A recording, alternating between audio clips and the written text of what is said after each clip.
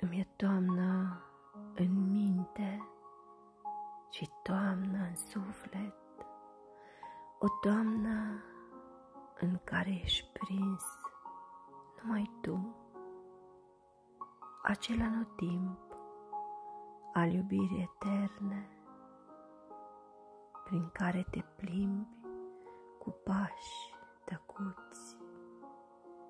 Tu ne ținem de mână și mergem prin ceață, două ființe ce parcă plutesc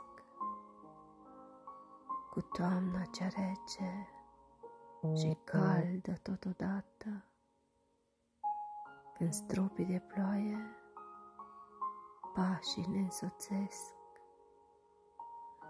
Sorbim o cafea fierbinte și amară, că-și dulce e dragostea din inima noastră,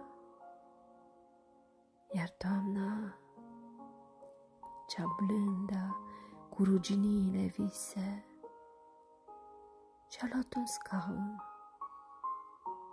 și stă cu noi la masă. Ne privim tăcuți, vorbindu-ne povești cu ale minții vorbe de inimă spuse, iar toamna ne ascultă prin razele cerești, sorbindu-și și ea cafeaua ei dulce. Mi-e toamnă cu tine și totuși îmi ești mai mult decât toamnă, mai mult decât viață.